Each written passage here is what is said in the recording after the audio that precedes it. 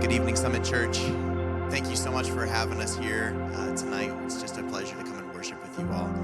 My name is Jimmy Sampson. I'm an expedition leader with Overland Missions, and I just want to share a testimony with you guys of what we're seeing happen in the overseas church. This year, I got the pleasure to go and minister in the nation of Jordan. And while we're there, we're just going into the communities, finding anybody who is willing to hear what the Lord has done on their behalf. In the book of Luke, chapter 10, Jesus, he commissions 72 people to go out, and he says, go out before me. I want you to go into all the towns that I'm about to go and touch. And I want you, when you encounter people, when you go into houses, I want you to say, peace be upon this house. Peace be upon this person that I'm looking at right now.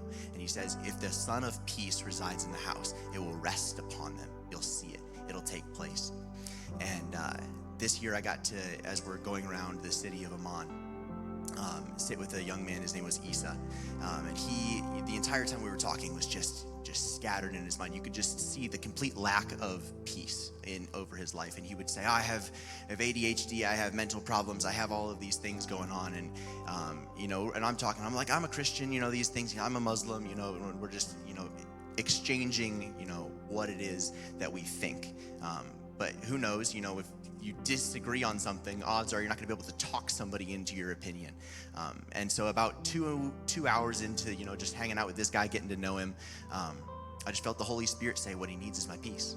He just needs my peace.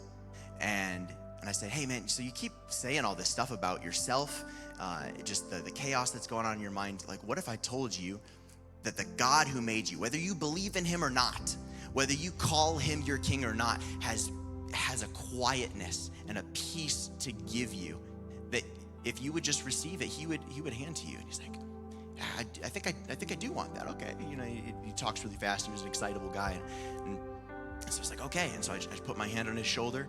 I said, peace be upon you. And I kid you not, like, I watched his face just almost physically change shape. And we had been talking for 2 hours at this point, and man, this guy, I couldn't get a word in edgewise. But suddenly he's sitting there, like, quietly, contemplatively asking questions. What is this? What have you given to me? What did you do? What's going on? And it's the peace of the Holy Spirit. When it rests upon somebody, you can see it.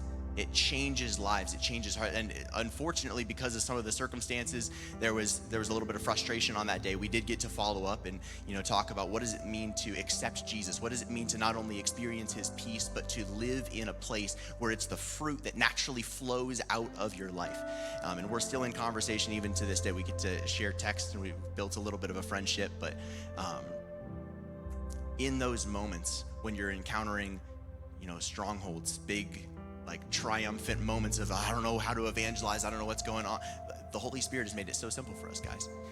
He said, the peace that I have, it's abundant. I reign and rule over all of it. It's yours to give away. Go before me. He doesn't even need to open a door. We don't need this special calling to go forward. He says, go before me. I'm going to touch every tribe, nation, tongue. It's his plan. It's his heart. He will do it. He's promised that to us.